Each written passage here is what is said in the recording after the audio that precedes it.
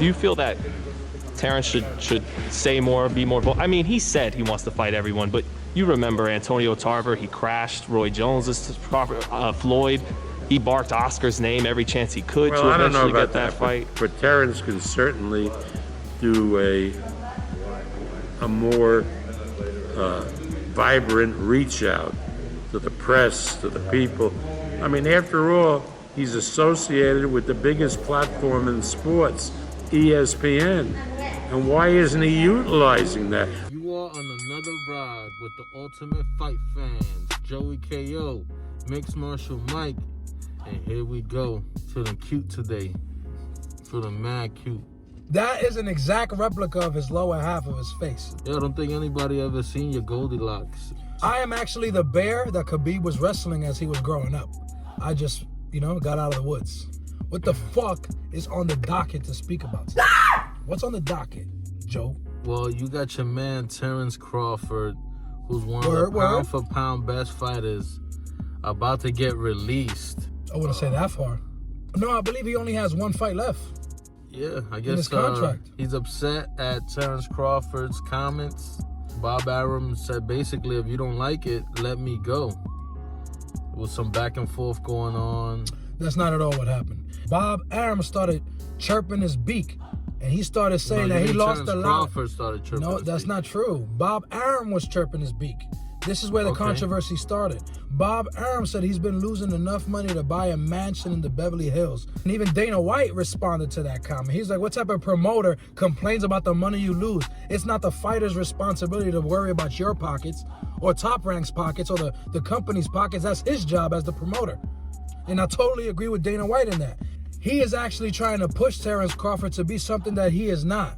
Top Rank Promotions needs to pick up their game. They need to study the UFC's marketing and actually presentation. What separates the UFC from boxing and any other fighting promotion is the cinematic, movie-like production that they produce. And if Top Rank is able to produce that, and hey, this is no criticism, I do love their highlights as well, but they need to take some criticism and really push Terrence Crawford beyond what they're doing now. And they need to put him against a big fight. He needs a big fight that can push him over. He doesn't have that yet. Well, to respect what Bob Arum has done with Top Rank, I just feel like they made a mistake by putting him on pay-per-view too soon. And that's where the loss of revenue comes from, because on the two fights that they did pay-per-view, they did it with Amir Khan, and they did another pay-per-view with Victor Postol, who are good fighters, don't get me wrong, but they are not superstars, and they're not the type of fighters that you want to take that type of risk. That's mainly where most of his losses probably come from, is the two pay-per-view fights that he tried to do with him. Now, if you do a pay-per-view with another Bob Arum fighter like Manny Pacquiao and Terrence Crawford, now you really have a big fight in your hands. The other fight that comes to mind is Earl Spence, who's been doing better with pay-per-view numbers, but he hasn't had as many fights, and Bob Arum is not his promoter. But Earl Spence does not have a promoter, so I think there is feasibility. There is possibilities of these big fights happening. I believe this is another area we can criticize the structure of boxing and actually the dynamic between these promoters. We wouldn't complain about the structure so much or the segmentation of boxing if these promoters were actually kosher and they actually had relationships to go back and forth. During Thanksgiving, Oscar De La Hoya tweeted to Bob Arum directly and said he hopes to make business with him and hopes to create big fights in the future. I love to see that. I heard a lot of people saying that Oscar De La Hoya was on coke or something.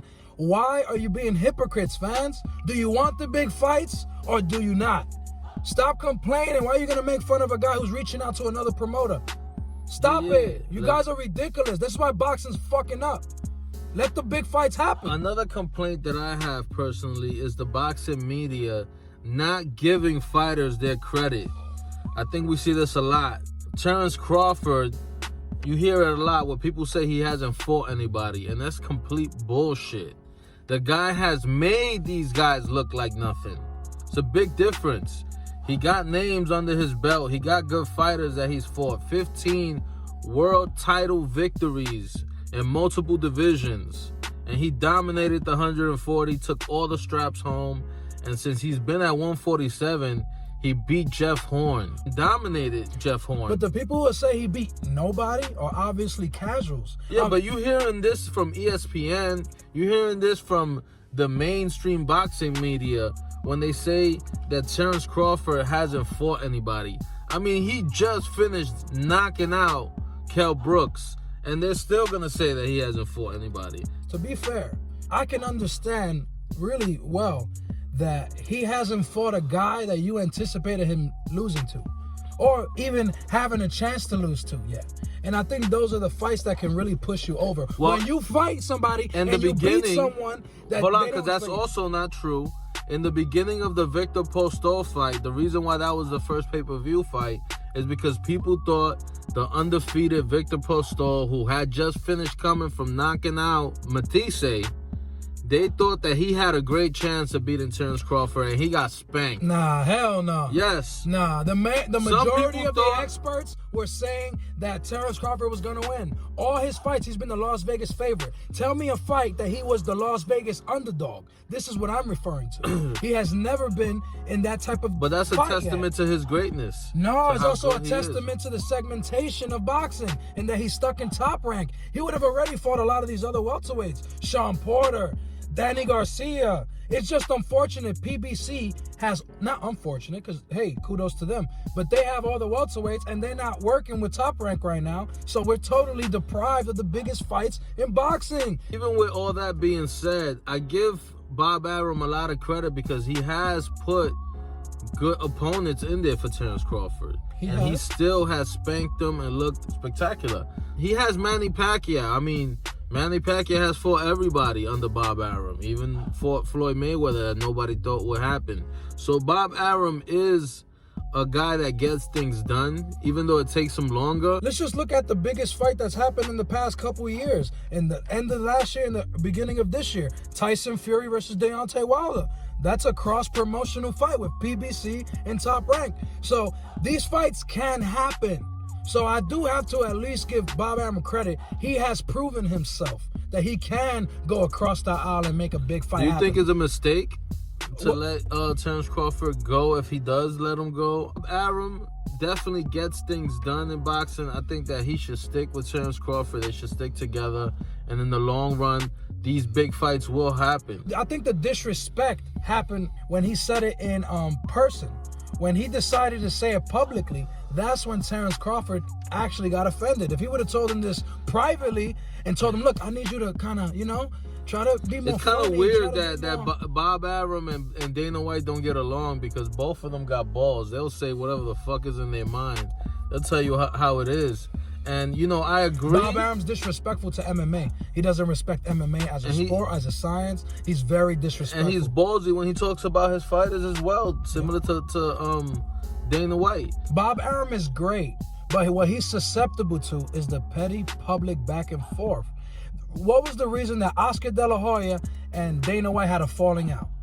It was because Oscar De La Hoya was trying to take the business away from the UFC, trying to take credibility from the Conor Floyd Mayweather fight when he himself offered Canelo versus Conor McGregor. I'm tired of this hypocrisy, and it's boxing promoters' instinct. It's their instinct to fight against a competitor. You're supposed to embrace your competitor like De La Hoya was doing prior. I know, but you're falling off topic. No, I'm actually not. Top Rank and Bob Arum and all these promoters in boxing don't get along. And Dana White, well, it's a little different because the UFC owns all the fighters. Yeah, but But still they don't get along. We still get the biggest fights. Not at welterweight. the end of the day. Yes, we have. No, we haven't. The biggest fight is Terrence Crawford versus Errol Spence. Why we haven't got that yet? That fight will happen. I'm 100% confident that will happen, and Bob Arum will make it happen. It's just fights like that sometimes take a long time because they try to milk the cow for what it's worth, and they try to make That's true. as much money as they can before they lead up to fighting Great each point. other. When you look at what Terrence Crawford has done, he has had an amazing career thus far, and I think that he is the top dog. I think the only guy who might have something to say at 147 is Errol Spence. To finalize this, do you have a prediction of Terrence Crawford's future? because it really seems that he and Top Rank are not ending on a good note. And I see Dana White chiming in. I do believe Zuffa Boxing has something to say about that when his contract is over. Honestly, I don't think Terrence Crawford is going anywhere. I think they're going to work it out. You know, at the end of the day, Bob Arum understands boxing, and he knows that sometimes it takes a long time before you get your money back with certain fighters. And Terrence Crawford clearly is one of the pound-for-pound best and a special fighter. Once you mix him up with Manny Pacquiao and you start getting those big fights going, he's going to get all that money back and then some. Well, actually, you just brought up a great point. There hasn't been a natural passing of the guard because Mayweather was undefeated, right? And Pacquiao fought Thurman, but he hasn't fought the top guys of this era yet, and he might eventually fight Terrence Crawford. So there really hasn't been a passing of the crown in pay-per-view perspective or in actually competitive perspective. So I think the only guy that comes close point. is Canelo, and he's not really that close. Even he is not at the level of where Mayweather left off. Or to be fair, De La Hoya. He's not even at De La Hoya's. No, De La Hoya was a big star. We should definitely call out and cry out to all these promoters in boxing. We are thirsty for the biggest fights. We want to see Errol Spence versus Terrence Crawford. We want to see Tyson Fury versus Anthony Joshua. We want to see these big, beautiful fights that the boxing fans deserve. We deserve these fights, and the fighters deserve this too. And Deontay Wilder should definitely fight all his excuses. He's gonna need a 60 minutes interview to fucking break down all his excuses. So. With the piano playing. Fuck that shit. We gonna end this shit. Give us your take. Do you think Terrence Crawford should be let go? Did he cross the line? Should Bob Arum back up his fighter and stick with him? I say keep Terrence Crawford on the roster. You get your money back later on. How you feel? I feel the exact same way. If you are on Terrence Crawford's side, write TC in the comment section. And if you're on Top Rank's side, write TR in the comment section.